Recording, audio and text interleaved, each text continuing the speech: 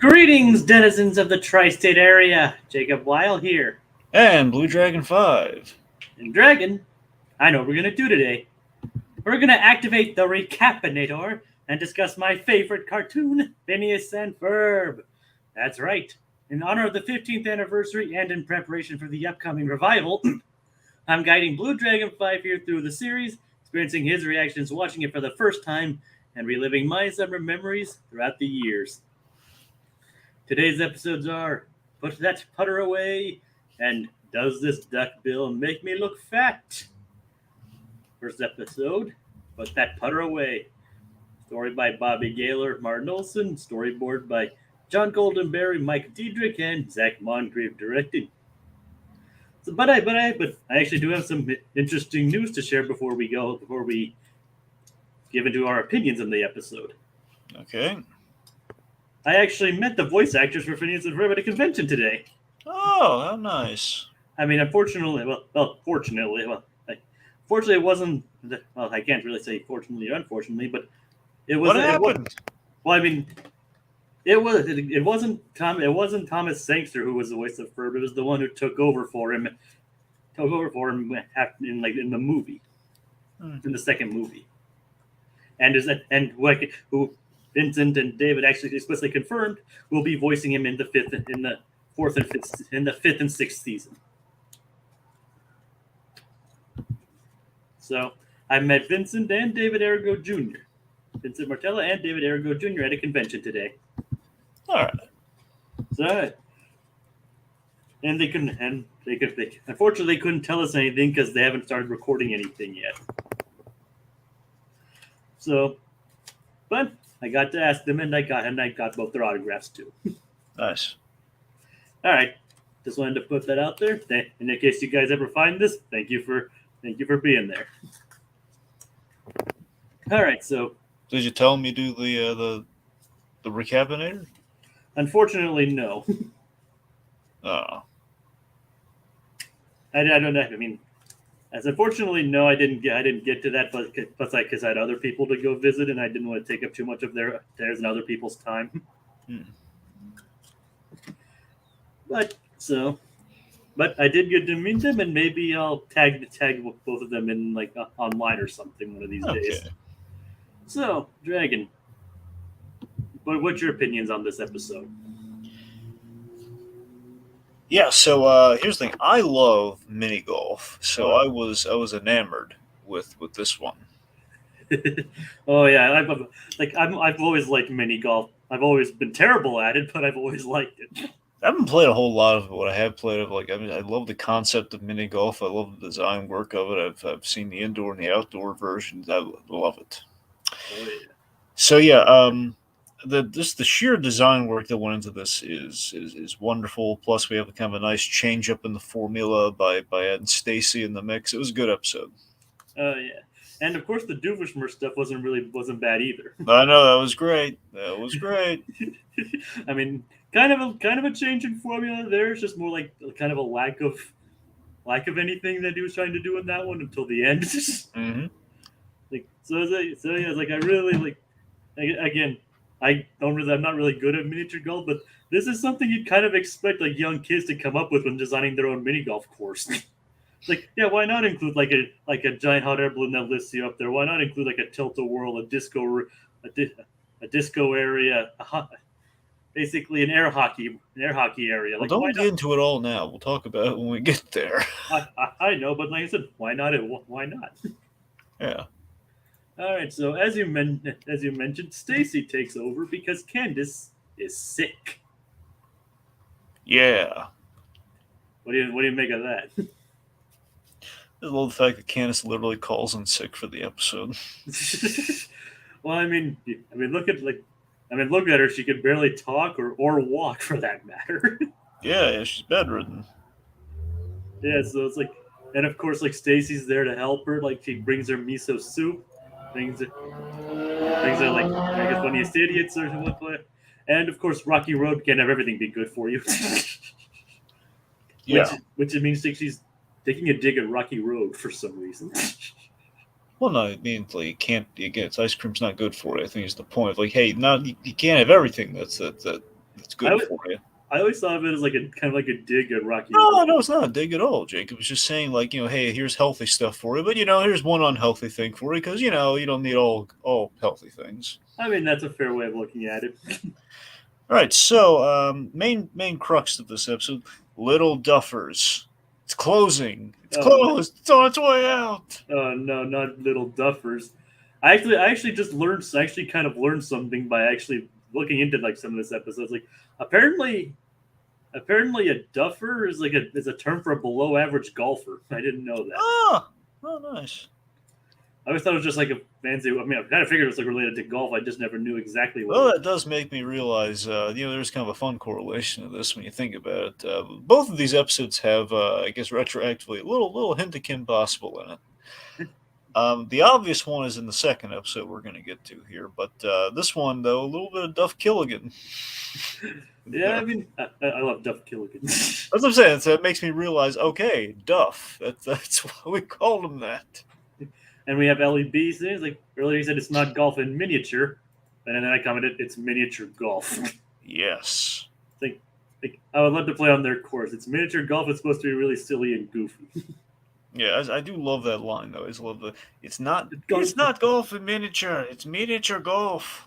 Gosh. It's always sad when a town loses its sports franchise. This is a major sports franchise. Yeah. Yep. I mean, Danville seems to be doing pretty well off considering that appears to be their major sports franchise. Yeah. So the reaction to this is boy. Yes. Sorry, but first off, I love the little duffer himself, and he's just like, how he's like the Scotsman's telling me to hang on to the bitter end. But then again, I'm half Irish. It's a good gag. And Carlos Alazraki. Hey. Yep. Nice hearing from you, Carlos. We have another veteran voice actor in the next episode too. Well, that is true. If you probably recognized it right away. Yeah. Well, it goes. All right, but that's not very the lead here. What were you gonna say? Okay, so so we have this. So the boys' response to this is, okay, let's build an awesome miniature golf course, which I was like, heck yeah, and they do. And we have this basically a good sampling of it here in our visual here. You have big old windmill. You can't have a mini golf course without a windmill. Of course, you're gonna have like Roy Kent and Jamie Tart on bicycles going by. It's a windmill. It's an effing windmill. Yep. Oi. Considering we just finished Ted Lasso yesterday. Yeah. Roy Kent, he'd be upset with this though because he likes a real windmill. It's like, that's an effing fake windmill. I don't know. I think he'd be more impressed. He might be impressed with the rest of the stuff. Oh, probably. I mean, I know he's hard to please, but I think they could pull it off. That's true. So anyway, so we have windmill, giant dinosaur. A lot of giant dinosaurs in Phineas and Ferb when you think about it. Yeah, I mean, they kind of dies down after a little bit. I mean, I never really even thought about it that way, but. Yeah, water slide. We had it here. We had actual dinosaurs. Yeah, and then saw some in the caveman episode as well, or did you mention that already? No, well, I just meant we saw him like in the time travel episode, but you're right. I guess we did also. We kind of saw him frozen in that too, so you're right. Yeah, but dinosaurs weren't the main focus of that one. It was the caveman. Yeah. All right, let's see. So then we have like a waterfall. We have in our montage we see a whole bunch of we have like an elevator takes you to all the cool stuff, and I love how it starts. The elevator to the coolness. Elevator to coolness leads to this big old slide, and this big old slide leads to one of my favorite parts, the club dispenser. They really thought of everything, didn't they? There's a little breakdown of like all of our little holes here. We got like the air hockey hole, which is really inventive, and then we have this montage where they do like the the giddy up, da-da-da-da. Yeah, they like the giddy up hole. They have like an ostrich golfing hole. We got. So basically, it's kind of like an ostrich polo hole because it's like you're riding like horses. Like in like a tilt-a-maze hole. There's there's the Rube Goldberg hole. I think one of the really cool ones is they have the clown head. So if you hit the clown, you like a whole bunch of golf balls like fires out of the mouth of this clown, and then buries you alive. And it gets Buford, which is kind of funny considering his statement at the beginning of the episode. Bury you on the fairway.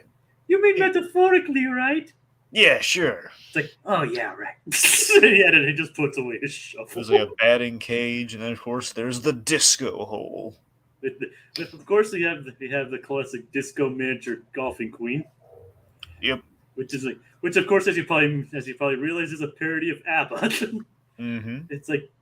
I mean, apparently they even just like when they were nominated for their first Emmy Award, like they specifically said that this song was written to fill the need for a song that sounds like ABBA about miniature golf. And you got to say they pulled it off quite well. Yeah. Yeah. All right. Let's see. So, okay, so point being, Stacy has been charged with doing the busting this episode, but Stacy is a normal human being, so it's like, hey, I'm gonna have fun with this giant, awesome golf course. She gets sidetracked. It's like she tries to stay focused, like focus. Hey, where's Perry? Yep. Speaking of which, let's talk about that. What's like the fancy kind of etymology kind of term for Perry the Platypus? Like, what is he? Marsupial's not the right. Technically, he's considered a monotreme. Monotreme. Let's look at our favorite monotreme here. Or if you want to go by a scientific name, Orthorhynchus anaticus. Okay, let's just talk about Perry. Okay. So, believe it or not, they actually used this scientific term in a song once. Huh.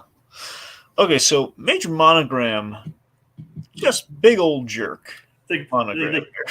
Perry comes in there looking all tired and disheveled, like even drinking his coffee. Selling. I love the mundanity on Perry the Platypus being a little haggard in the morning, sleep, having to bring the coffee and everything.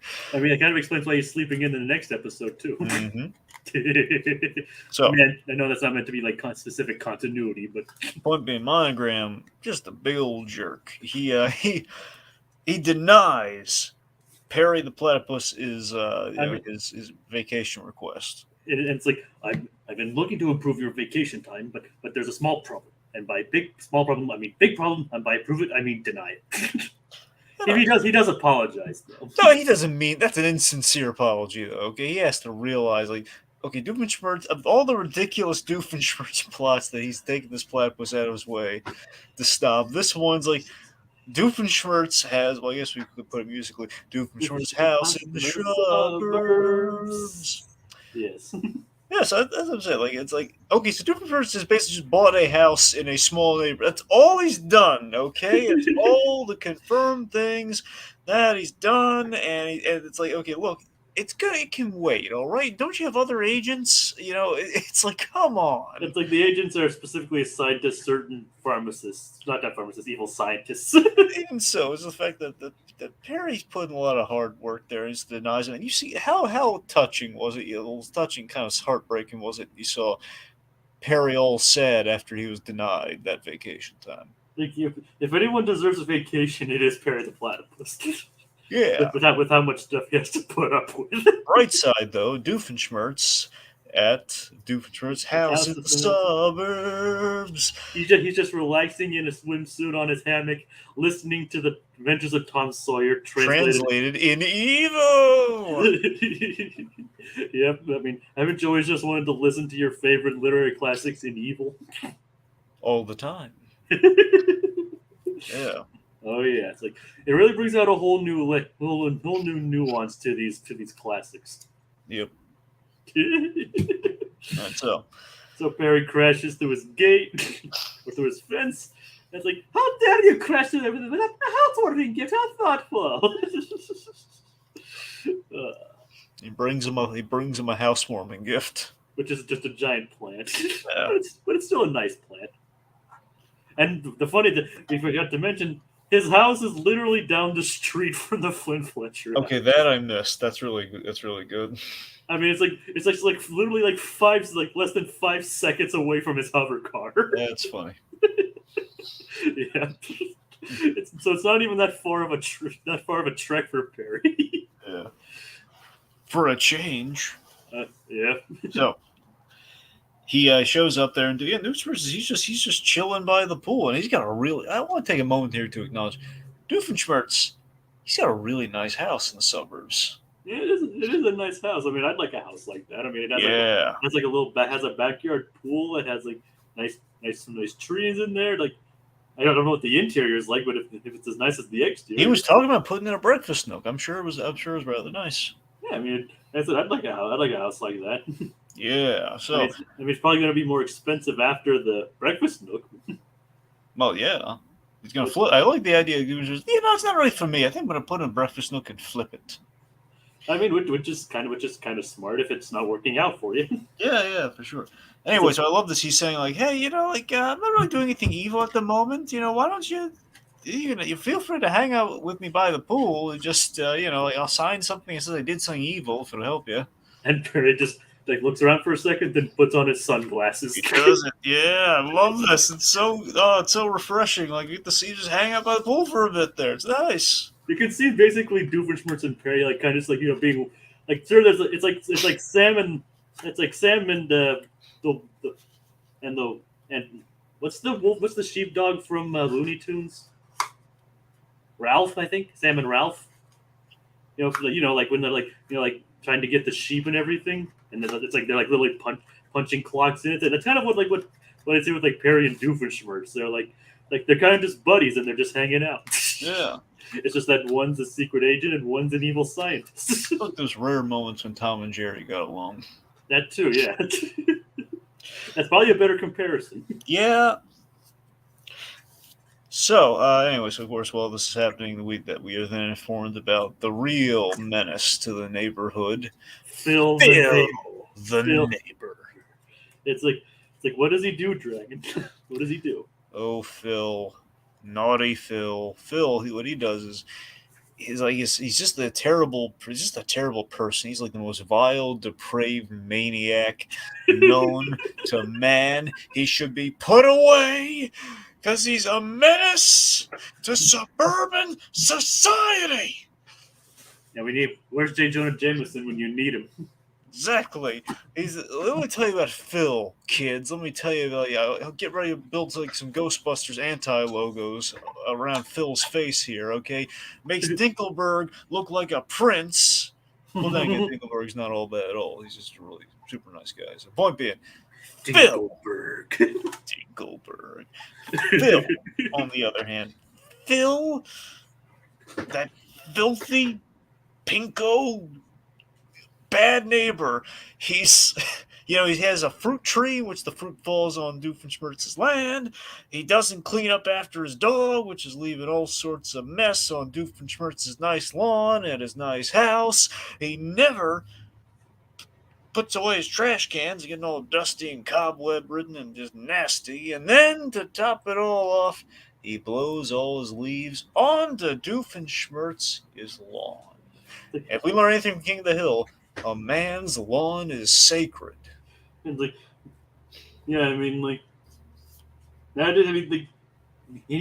bad neighbors also bring down the property value too. That too.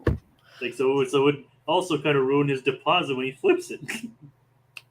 Exactly. So Phil has got to go. Phil, we've had our fill of Phil, okay?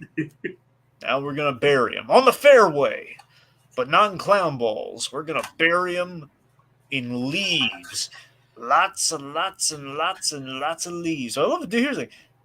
I love that. It's so refreshing. Perry Platypus doesn't have to, despite the fact that Doofenshmirtz didn't really need to bind Perry the Platypus because he's already relaxed and everything.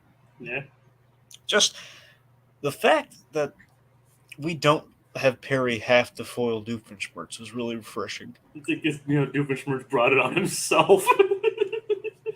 Oh, it's the faulty leaf blower, yeah. It's like a leaf. It's not the leaf blower. It's the leaf blower-inator, atomic leaf blower-inator. That is true.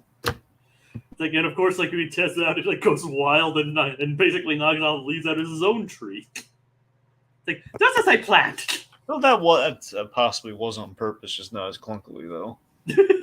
Yeah, I don't think he meant to hang upside down the whole time though. Well, that's true. That's what I'm saying, a little clunkily, but still, you got the job done. Yeah, but then he just tries to do it again, but then of course it just goes wrong. It just flies away. We don't actually see Perry escape. That's the funny thing. We don't see Perry in the episode after that point. See, if this was the second episode in RR2, it was had Perry just still tied to the chair, maybe sleeping. Yeah, it's like, All right. So meanwhile, yeah. so the leaf blower, the Inator, basically is running wild, and it hooks onto the windmill. So the windmill is spinning so incredulously fast that it actually blows away in the sky, kind of Howl's Moving Castle style. Wasn't Howl's Moving Castle like mechanical, like a giant legs? You know what? Actually, I'm sorry. You're right. Yeah, Or did you mean like Castle in the Sky or I whatever? might have met Castle in the Sky. I might have mixed them up.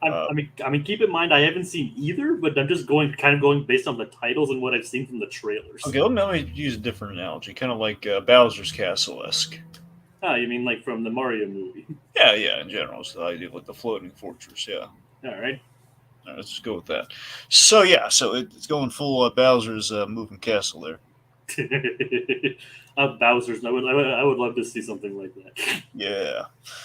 So anyway, so it's point being, it moves. Here's an interesting callback joke. We kind of reused the gag here, but we did kind of in a self-aware way. We kind of noted here with the whole we have Little Duffer's wife nagging at him, saying, "How could you not have had a fallback plan?" I don't think that's the. I don't think that. I think that's still the farmer's wife, but I don't. But because it's the same as the farmer's wife, so I don't. So I think it's just like, I think she just might be there like chastising him or whatever. I mean, why would she just randomly chastise this guy? I don't know. So I think it stands the reason. It's just the similar design that we use, Jacob. I think it's just supposed to be. It's the same gag. Just we're seeing his wife. Plus, she had red hair, but I think the hair might have been different. I mean that is fair to be. All right. So point being, she's like yelling at him, like, "Why didn't you have a fallback plan? Or, like invest in like a backup plan?" And of course, it's not like a miniature golf course is going to fall from the sky, and then what happens? It thankfully does crush her to death, but it falls from the sky, and we have like you'd be surprised what falls out of the sky in Danville. Hey, you'd be surprised if it falls out the sky in Danville. Exactly. I mean, yeah, you'll see that happen to her quite a bit. Like she always asking why things are falling out of, like asking like, "What do you think is going to fall out of the sky?" And then, of course. So Candace does her thing. She tries to get Linda to see it, and then Linda ends up seeing it. And says, "Oh, Little Duffers is reopened. Oh, isn't that nice?" And of course, the boys, of course, is like, I don't know why we didn't build it here in the first place. I think that gag's really. I love that gag so much. It's just Ferb point out, yeah, why didn't we build it just in Duffer's land? Yeah, it is a good point. I mean, it could have actually just helped Duffer in the first place instead of just Yeah. But hindsight's 2020 and all that. That's true. And that brings us to the next episode. That brings us to the next episode, which is Jack and I have a question for you. Yeah. Does this Duckbill make me look fat? All right. Story by Martin Olson and Bobby Gaylor, and written storyboarded by Douglas McCarthy, who I actually learned this is his only episode, but he also directed an extremely goofy movie. Hey! And Piero Peluso, with Dan Povenmire directing the episode. It's like, so yeah, but this is Douglas McCarthy's only episode, and I looked it up, like, yep, he directed an extremely goofy movie. That's nice to hear. Yep.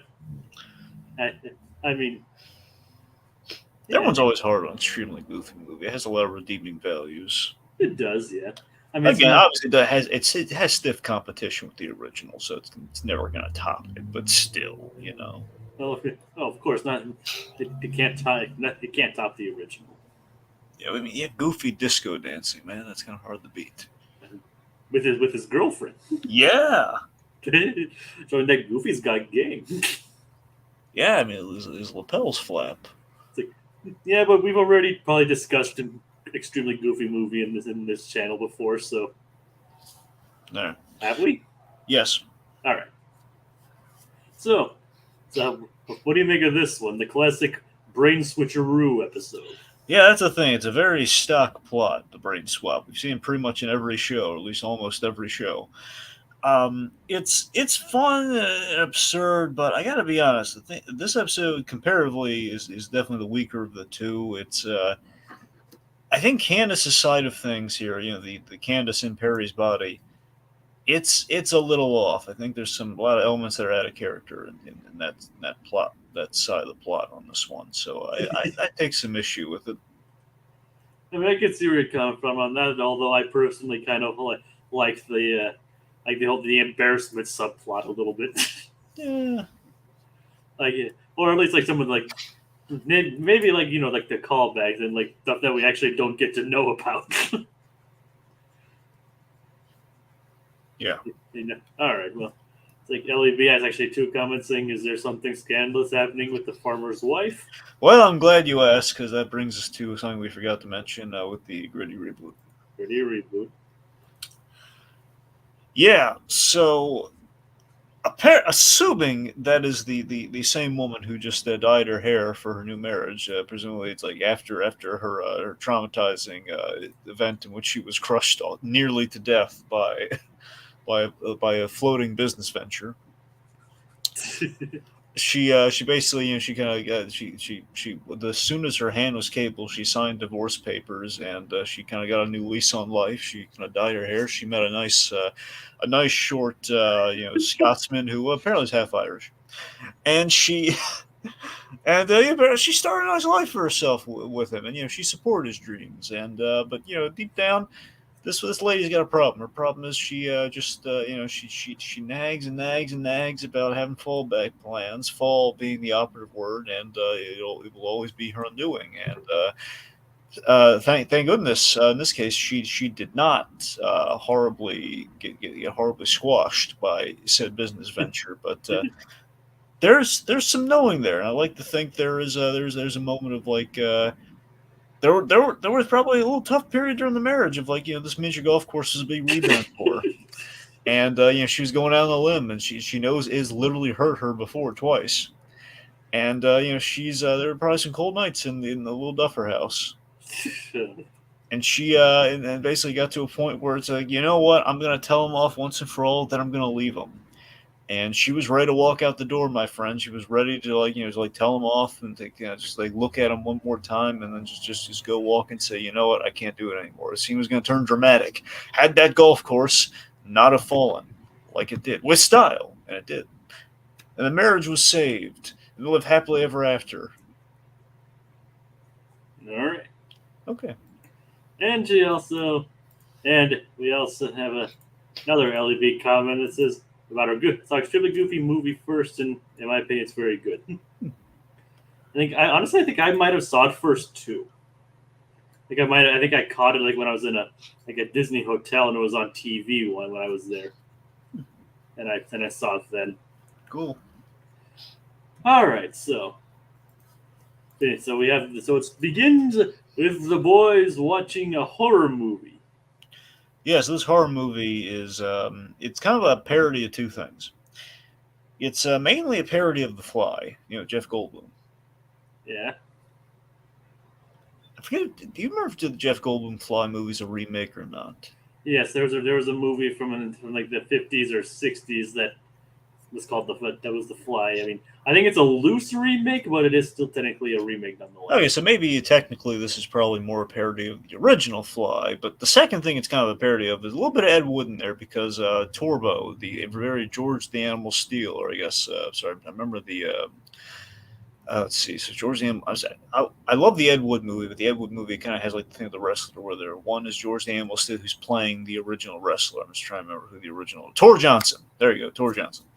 So basically, Torbo is kind of like a nod to the Tor Johnson character from not just Plan 9, but I think specifically in this case it was I think Bride of the Monster. It got a lot of title changes, being one of the Ed Wood gags in which he kind of had to change it. I think it was Bride of the Atom, Bride of the Monster. So that character essentially is what this is a nod to. I guess maybe a nod to The Fly with the whole teleporter turned monster. With the name being similar to Torgo from Manos, The Hands of Fate. that as well. There's a lot of references there. Yep, and of course, like the mad scientist with Rob Paulson providing the voice. Oh yeah. It's like Torbo.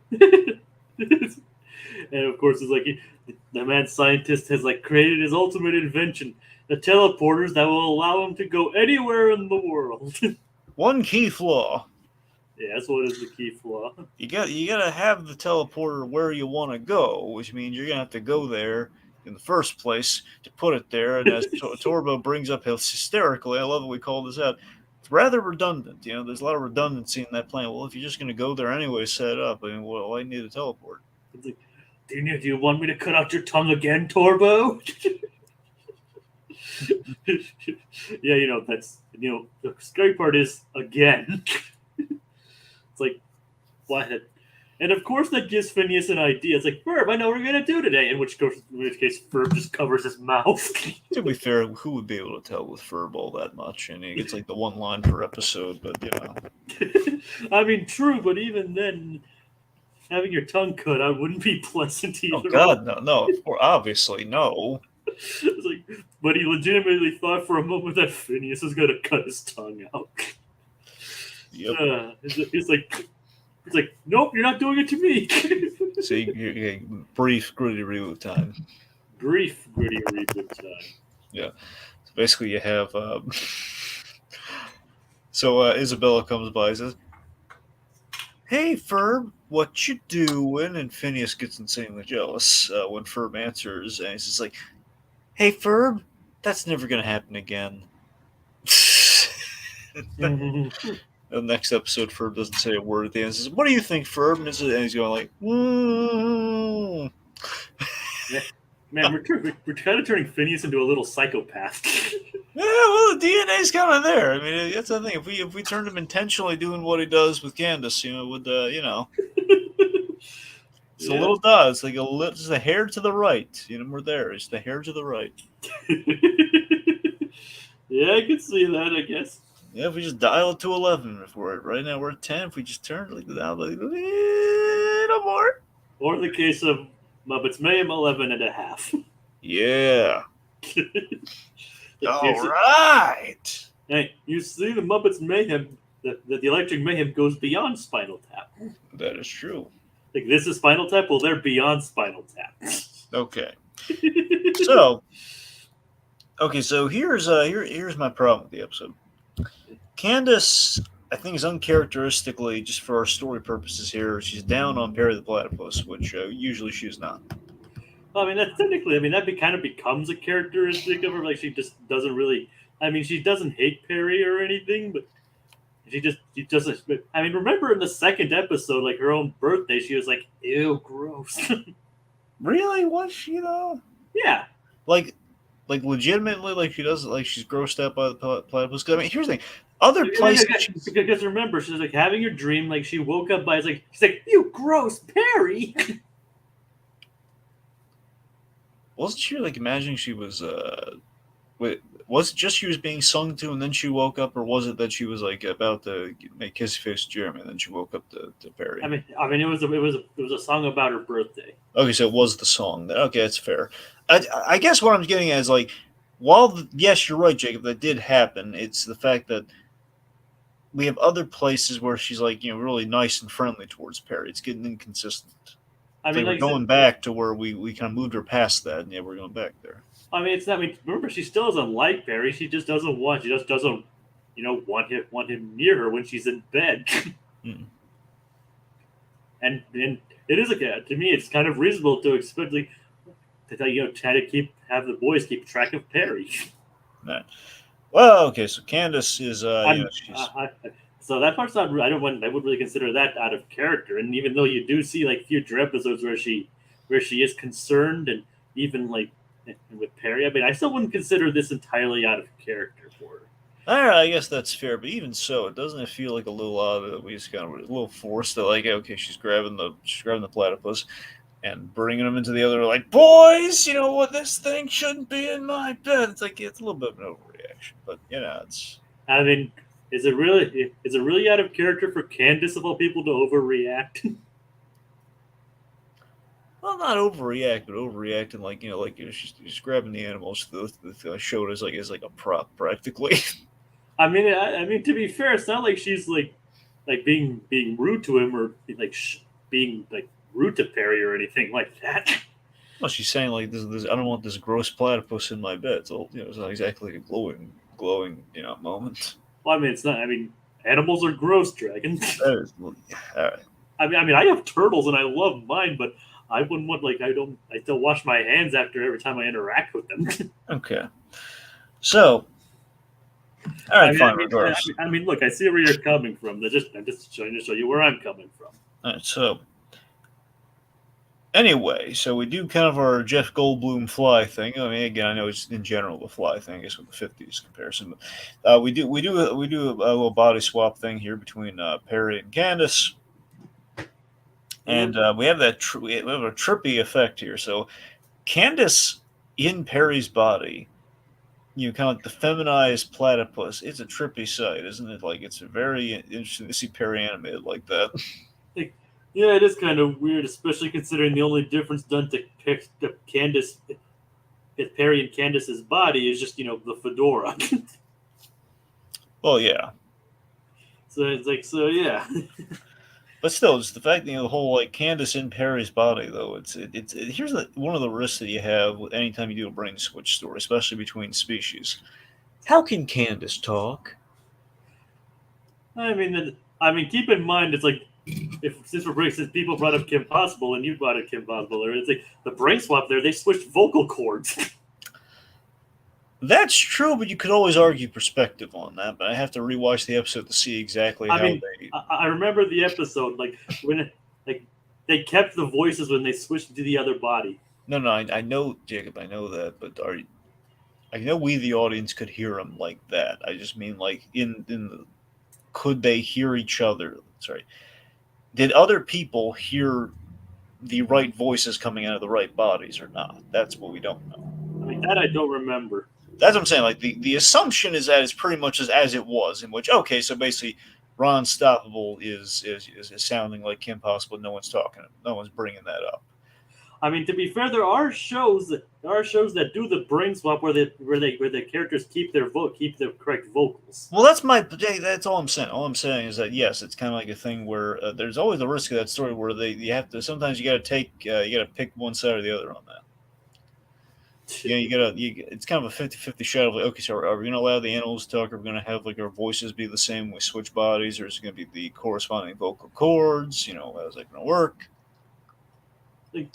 I mean, honestly, I never really gave it too much thought. Considering I'm just saying it's interesting to bring up just the fact. It's not a problem. It's just like a whole thing to note in which we kind of do that here, but we give the fact it's like Perry. It's so weird seeing Perry talk and being understood. Yeah, but we hear it as Candace. Yeah, as Candace, so it's kind of like a little loophole of how to do that, but still, it's I don't know. It's like the animal is speaking and Phineas and Ferb are hearing because for plot reasons we need that to work. So that's why we're doing that. Because sometimes when they do that, like for Fairly Odd Parents, Timmy gets put in Doyle. Is it Doyle or Doyle? Who's Doyle? I think Vicky's dog. Timmy got brain swapped into the. Oh yeah, the dog. Like what happened in that one was that like we hear Timmy's thoughts, but she just hears the barking. Oh, I know that. I was trying to get. I think it's Doyle is the dog's name. I think that's what. Anyway, but yes. Yeah. But yeah, that's how it works in that. So that's what I'm saying. It's just interesting because if my point is, it feels like they went with the decision because we only have like 11 minutes, and we can't from the start just have like dedicate a whole episode to like, okay, so we're hearing the thoughts of Candace and she's having trouble communicating with the boys, or the boys are like, are they going to spend an episode not knowing what happened and not being able to pick up because it's going to make them look stupid otherwise? So we kind of expedite a lot of things by having her talk. It's like yeah, and of course while she's taking Perry to the boys, it kind of sets up the whole thing with Jeremy later, where she's like please not try to embarrass me again. Okay, now this one actually is a character here. Linda, as much as I love her. Linda, I think we've never really seen her like being uber embarrassing towards Candace, especially about Candace to Jeremy or something. Well, remember that's why she's saying don't do it again, and brings up something that happened in the past. No, I understand that, but what I'm saying, Jacob, is that the things that we have here, doesn't it feel like we're stretching just to meet that quota? Like, hey, you want to watch some embarrassing home movies of Candace? Candace has like a Helga Hey Arnold shrine of you that we that's funny. It's the kind of validation of the whole Hey Arnold point we were making episodes before. I specifically avoided mentioning that, and to kind of surprise you on that. Like, yeah. So, oh God, she's got a shrine. yep, she's got a shrine. Yeah. Still not as probably. We don't actually see it though, and it's never brought up again. So it's like, I'd still say Helga edges out. Yep. So But then again, Helga has a lot of other issues. that's true. I don't know. It just feels like the home movies is like kind of an obvious go-to, and it feels like it just doesn't feel like something Linda would ever really do naturally, unless our plot is like, Linda's gonna embarrass her. What's the go-to playbook on embarrassing Candace? Well, embarrassing home movies of her is like a baby in the tub or something. It's like we don't. It's just kind of been there, done that. Yeah, I know what you mean. It just feels like this episode just in premise is always like kind of a been there, done that plot. So it feels like we're adding more been there, done that elements. And I think you really only need room for one. I think there's only room for one, and we kind of did more than one. Well, I mean, while you do get that, and while you do get all that with the Candace and his and boys subplot, we don't, however, have like the stack with the Doofenshmirtz plot.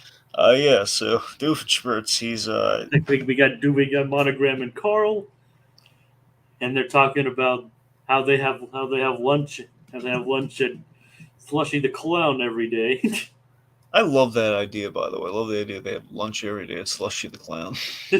Yep. Pickle so green and meat so brown. Lunchtime's fun with Slushy the Clown. It is catchy. So, by the way, Jacob, do you have the graphic of Carl ready? Yeah, I get like, yes. Let me just hold on just 1 second. I thought I could have sworn I kept it. I bring it up because Carl had a moment that was out of context, very horrifying. And I could have sworn I kept it. There you go. Yes. So how old do you picture Carl to be? Well, remember he is working for college credit, so he's probably still in high school or something. Okay, because that's out of context there. Carl got really excited when he heard Perry was a teenage girl. It's like, well, I mean, like I said, he's a teenager himself. Like, I would like to think so, but that's the thing. So it makes sense knowing that, but it's like out of context, like, oh god, like, wait, is she a teenage girl? It's like, oh, it's like the wiki projects his age around 17 to 19. Sure. It's like, so yeah, it's like about to enter college, basically. Yeah, I just love it. Carl. Hey, Carl. I won. That is Perry's kind of owner. Like, well, remember he didn't know that. Well, remember he's still at the point of the episode. He thinks it's just another disguise. It's like, sure. Man, I thought it was a real girl. Yeah, it's like, oh, Carl, we're gonna have to talk about your employment status for this climate. You're going after girls on the job. That's not cool, man. We're gonna. Well, they still have to erase their memory anyway, so. That's even more ethical boundaries we're violating. Well, remember they've erased everybody's memories, Dragon. True. So it's not just remember the only reason they didn't mind why Phineas is because Ferb was because they were able to be convinced that it was just a project that Ferb made. Okay, who is our PC Carl replacement we got here? definitely not Carl Weezer. He's got a problem with Jimmy's mom. I don't know what. Probably not the guy from Aqua Teen Hunger Force either. Of course, I think my go-to for most Carls would be Carl the Robot. I see Carl the Robot's harmless. Yeah, Carl the Robot's a cool guy. Yeah, I say we go Carl the Robot. Okay, we basically pick him for every single one of these. Oh, he's like one of the best Carls. That's why. I mean, Dragon, I'm not denying that. You're right. You're entirely right. Right. Okay, that's it. Okay. All right, so after our little Carl aside, back to the Slushy. Slushy the Clown. Yeah. It's like so it's like Doofenshmirtz is taking out the tapes because the tapes, as we'll soon learn, but then he suddenly sees a crash in his wall. Like, a teenage girl. Then she puts the hat on, the little hat on. Patty the teenage girl, which it's so nonsensical. Like, how could he possibly make that's Perry the Pla? I mean, come on. I mean, to be fair, Dragon, how many other people banged through? How many people crashed through his walls? Hey, we don't know what he does the other 6 days of the week. I think it's basically every day, every single day, though. Well, I know every single day. I'm just saying for us, the audience, like at least when I was first there, and he does the other days of the week. Like, LEV is like, Darl felt really excited by Perry as Candace, and I don't know how to handle that information.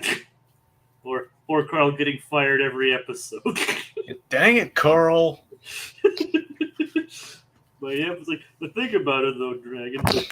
First off, it's the hat, of course. They're like, who else crashes through his walls like that and wears a fedora? No, but I love the fact that we've set up that other Alka agents, wear hats. So it's the fact that it's almost like that recognition of, like, in his core, he knows by the look in her eye, Patty the teenage girl.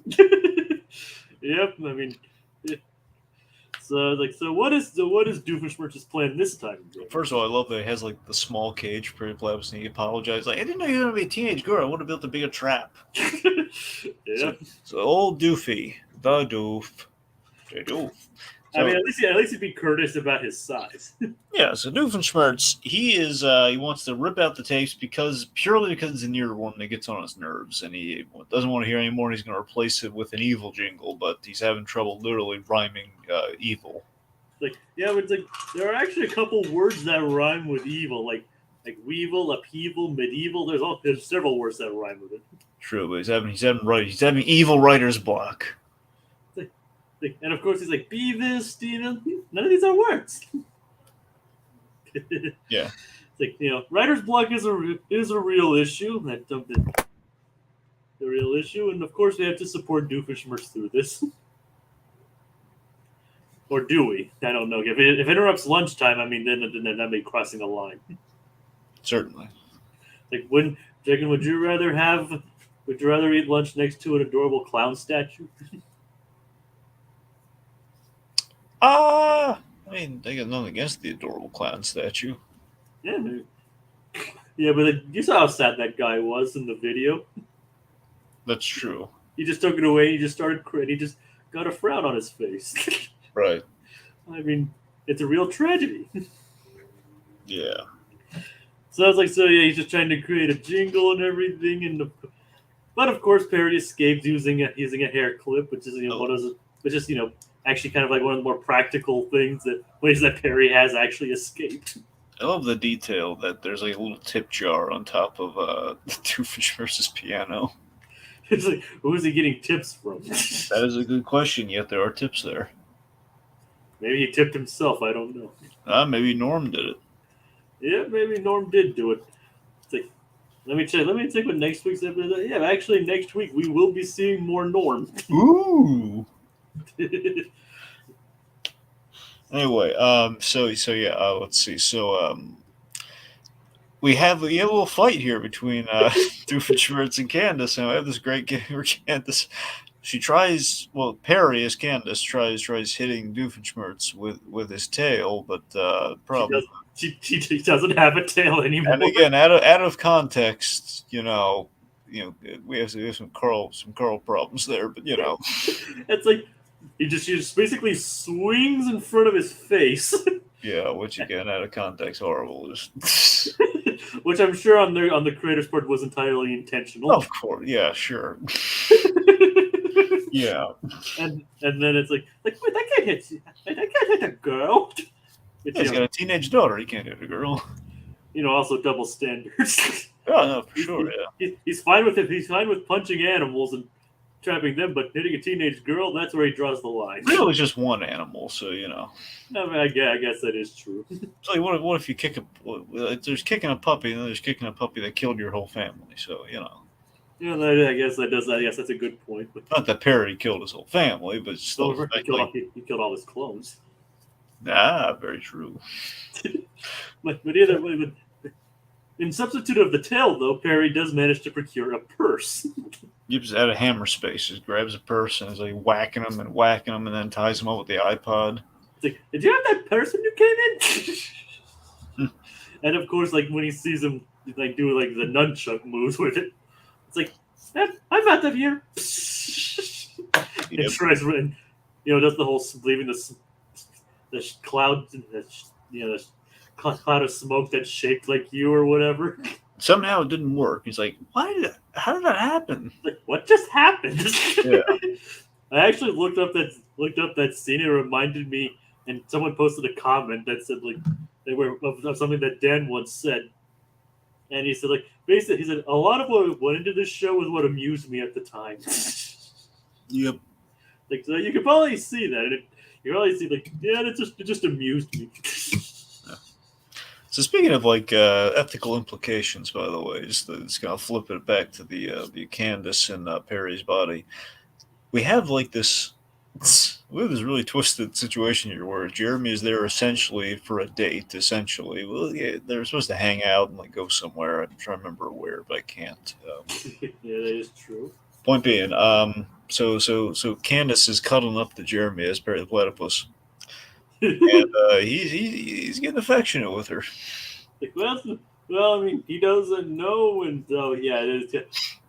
I mean, to be fair though, there would definitely be a double standard there if you think. No, that's what I'm saying. For sure, there is. It's just the fact that she's, she's like cuddling up to him, and she's being, she's being petted by him. Some literal heavy petting going on there, and then she's, and then he's feeding her. Yeah. Jacob, what is he feeding her? Basically, Perry's pet food, which is like full of like mealworms and other things. Yeah, which causes her to throw up, and she gets put outside. She's starting to sweat and everything. Sweat and milk. Yeah. Which actually real female platypuses actually do. Female platypuses? Right, next, yes. Let me see. Do platypuses sweat milk?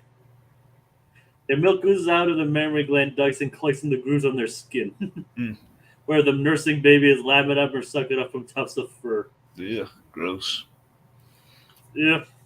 Yep. Which reminds you that Perry is technically a male platypus, so that shouldn't be happening. Well, no, it's the fact that she's now, she's essentially a female. Like, look, I don't want to get into the politics of platypus gender with you here, but it's the fact that at the moment, Perry is female. Yes, in this case, I guess so. Yeah. But either way, she's like, being a platypus is so gross. Oh yeah. And males actually have poisonous barbs on them. Really? Have barbs. Male platypuses have a spur on the inner side of each ankle that is connected to a venom gland located under the thighs. Okay. It's like, which isn't actually brought up in this series until season 4. Does he use them? No, but it is brought up by somebody else. Okay. To which Doofenshmirtz like, you have poison? Do you have venomous ankle barbs? I think I saw that episode. No, you didn't. It's in season 4. Okay. Or maybe you did on like an episode you caught later on the line. Okay. You just haven't watched it on this yet. All right. Anyway, so let's see. So Perry returns after returning all the clowns. Which is nice. Hey, it's the platypus. It's the girl that lost her platypus. Oh, that's very karmic there. Her just like making a hissy fit about the platypus, and she gets like they use the bad picture they took of her. Yeah, which of course Isabella displays on a giant blimp. Uh-huh. All right. Anyway, so at the end of the day, here we the bodies are properly switched, and they're trying to rat. She's trying to rat the boys out. Here's an actual thing though. Of all the times for Candace not to catch the boys red-handed, it's like she's literally walking proof, and somehow she fouled it up because she wanted to be all cuddly with Jeremy. I mean, it's the consequences of her actions. Yep. It's the consequences of her actions coming to bite her in the butt. Yep. I mean, she even tried it earlier in the episode. She's like, "Mom, look what they did! Just turn around." But yeah, as you mentioned, she fouled it up. Right. Anyway, Doofenshmirtz has like a random Deus Ex Shrinkinator, just kind of like camping around there, and he accidentally sets it off and shrinks the teleporters, and Linda mistakes them for new earrings. Yeah, which he has been looking for the entire episode, and even got Phineas and Ferb even got like a police officer to help. Yep, still no luck finding them, but they found replacements with those teleporter earrings. It's like, is she wearing the dangly topaz or the hoops? Hoops. No, that's a shame. I'll get around that, boys. what you got to admire? Like he's dedicated to his job. Yeah. So we have that. Everything resolves itself, and a fly goes through the earrings and everything, and we never see these teleporters again. We'll nod to the fly of all the things to fly through the teleporter. Of course. The Candace, close your mouth. You're gonna catch flies. Mm-mm. And then, we have Perry the Teenage Girl as like the little outro. I do have some interesting fun fact about that one. Yeah. Do you know who performed that song? Who performed it? I mean, actually, do you actually know, Dragon? Well, just tell me who performed it. I was just wondering if you recognized it, because I'm sure you'll recognize the name. I'm not really just. Sheena Easton. Oh. Oh, nice. Yep. Sheena Easton performed Perry the Teenage Girl. Nice. And this actually isn't the only time we'll see her in this show either.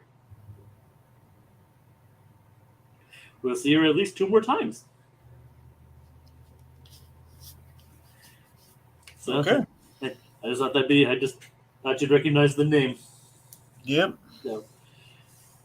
All right, so I guess that does it for these 2 episodes. Like, obviously, I think we both prefer the miniature golf episode more. Because I mean, you said so yourself. You're a sucker for miniature golf. That is true. I did really like that mini golf episode. I mean, yeah, oh yeah, like that. I mean, that like it's that thing is kind of like wish fulfillment, you know. It's like, oh, for sure, very cathartic. I mean, if you're a kid, you would totally love to have that stuff in a mini golf course. I mean, if possible, I'd love to have like especially like air hockey mini golf. That would be great. They could pull it off. But, yeah. Fun fact: I also like air hockey. I mean, I like air hockey too. Yeah, it's like an arcade go-to. Mm-hmm. So, unfortunately, I don't think these guys ever make explicit air hockey. But they actually have actual hockey later on. So they kind of bridged it a little bit there. Another comment from also platypus is platypeople. Monogram was right. What do you call them? Technically the proper term would be. Actually, let me Google that just to be quick. Platypus plural. Platypuses. Now we know it's platypuses. Yeah. So, all right. I guess that does it for this week. So, thank you, LEB, and I missed Claude earlier. Claude earlier commented like, I want to see if there's some Ferb Kit possible crossover. That would be pretty interesting to say the least. So, thank you for commenting, and join us next week on the Recap-inator with traffic cam trouble and world record shenanigans. Good night, everybody.